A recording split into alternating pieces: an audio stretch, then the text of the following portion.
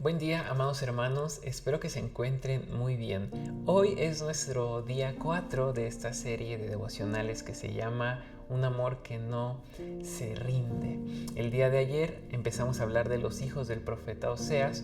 Vemos que no solamente fueron hijos con nombres aleatorios, sino que fueron nombres dados por Dios que dictaminaban el futuro del reino del norte. Y ayer hablamos de Jezreel, en lo cual Dios hablaba que desvanecería, por así decirlo, o esparciría el éxito que Israel tenía, porque su confianza estaba puesta en el poder y la fuerza militar que tenían. Confiaban ciegamente en eso, porque eran muy prósperos. Y hoy, mi hermano, hablaremos del segundo hijo de Oseas. Le pido que me acompañe al capítulo 1 de Oseas, versículos 6 y 7, que dicen lo siguiente. Concibió ella otra vez y dio a luz una hija. Y le dijo Dios: ponle por nombre Lo-ruhama, porque no me compadeceré más de la casa de Israel, sino que los quitaré del todo. Mas de la casa de Judá tendré misericordia, y los salvaré por Jehová su Dios. Y no los salvaré con arco, ni con espada, ni con batalla, ni con caballos, ni jinetes. Aquí, mi hermano, podemos ver que nace el segundo hijo o la segunda hija de Oseas y Gomer. Y el mensaje se vuelve aún más severo. En el primer mensaje que dio con el primer hijo, en el versículo 5, nos dice que quebraría Dios el arco de Israel en el valle de Jezreel. Ya hablamos de eso el día de ayer. Pero ahora con esta hija de Oseas, que lleva por nombre Lo-ruhama, que significa no un objeto de compasión o indigna de misericordia, eso podría significar el nombre, vemos cómo el mensaje se vuelve aún más severo. Este nombre de Lo-ruhama, mi hermano, que significa indigno o indigna de misericordia, o un objeto que no merece compasión, resalta o nos muestra la realidad de Israel, que era una realidad aterradora. El momento en el que la paciencia de Dios con una nación que rechaza su palabra está llegando a su límite, por así decirlo. Ahora, Dios, mi hermano, con estos versículos y con los nombres que da a los profetas, a los hijos del profeta Oseas, ahora con esta hija de Oseas, Lo-ruhama, Dios está declarando que no tendría más misericordia de Israel para perdonarlos como reino del norte. Y hace un contraste claro con Judá, porque él dice que Judá, que fue restaurado de Babilonia, el reino no fue privado de sus privilegios gradualmente, sino que Dios trató con ellos hasta que se volvieron incurables, hasta que se olvidaron de Dios. Ahora, Dios habla de Judá y habla cómo los salvaría, no con caballos, no con nada, sino que los salvaría por Jehová, su Dios, así dice.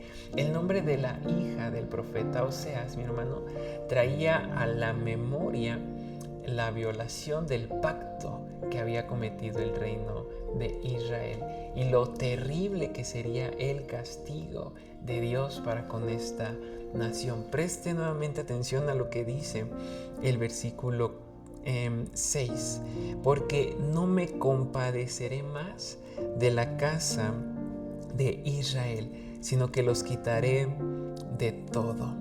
Ahora, mi hermano, aquí se nos muestra que sí, Dios había compadecido de ellos, había tratado con ellos poco a poco, había permitido que prosperaran, no porque fueran buenos o santos o se hayan portado al margen como debían hacerlo y hubieran cumplido con el pacto, no, nada de eso, porque habían hecho todo lo contrario, pero prosperaron y les fue bien por pura gracia y misericordia de Dios.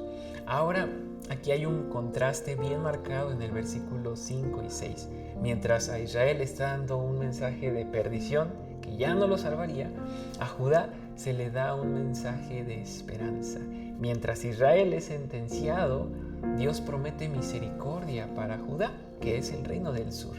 Pero aclara que los salvará, como dice el versículo 6, en Jehová su Dios, no por medio de armas o ejércitos, que era un contraste total con Israel. Ellos se confiaban en su poder militar Y Dios dice, yo salvaré a Judá sin necesidad de ninguna intervención militar, sino que serán salvos en Jehová, su Dios. Y esto, mi hermano, se cumple milagrosamente cuando Jerusalén es liberada del poder, por el poder de Dios sin intervención humana. Eso es algo maravilloso. Ahora, esto igual podemos hablar después. En los siguientes versículos, de hecho, hablaremos sobre eso. Ahora, mi hermano, aquí podemos aplicarlo a nuestra vida de dos formas. Primero, entender que la gracia es un regalo. Nosotros no podemos exigir la misericordia de Dios mientras vivamos en rebelión, en una rebelión deliberada. Este nombre de Lo Ruama nos advierte que el desprecio sistemático a la palabra de Dios endurece nuestro corazón. Es lo que el pueblo del Reino del Norte había hecho. Ellos se habían olvidado de Dios. Conocían a Dios intelectualmente, pero no se relacionaban con Él. Rechazaban tener o evitaban tener una relación con Dios. Ni siquiera lo intentaban.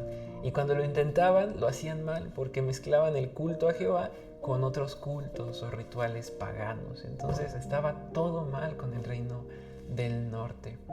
Y su corazón fue endurecido y terminaría siendo... ya no habría misericordia para ellos, como dice estos versículos. Ahora también nos enseña, mi hermano, que debemos nosotros apreciar la palabra de Dios, buscar tener una relación con Dios para que nuestro corazón no sea endurecido. Y también se nos enseña la dependencia total de nuestro Dios. Como hijos de Dios, mi hermano, nuestra victoria no depende de nuestra fuerza, de nuestra espada, sino depende de nuestra victoria totalmente de aquel que decidió amarnos y que es nuestro Dios. Es lo que aquí dice estos versículos. Dios salvaría al reino del sur sin intervención humana. Sería una obra milagrosa por Él. Los liberaría así. Y mientras Israel se confiaba y alardeaba tal vez de su poder militar y de su era dorada, ellos, por confiar tanto en ellos mismos, estarían siendo condenados o advertidos de un juicio divino.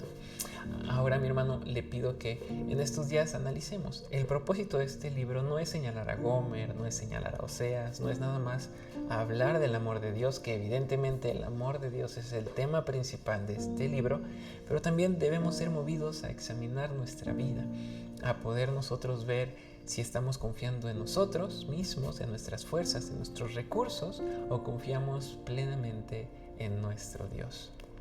Le pido que me acompañe en una oración. Padre Santo, gracias te damos porque el día de hoy, al analizar, al estudiar estos versículos que nos hablan de la hija de Oseas, podemos recordar que solamente debemos confiar en ti. Ayúdanos, Señor, y perdónanos si nosotros hemos confiado en nuestras fuerzas, en nuestros recursos. Te pedimos que nos ayudes a confiar plenamente en ti y a poder nosotros apreciar tu palabra, Señor, a anhelar tener una relación diaria contigo y a vivir en santidad, Señor, a purificarnos día tras día para darte gloria y honra con nuestra vida. En tu nombre oramos. Amén. Que Dios les bendiga, mis hermanos.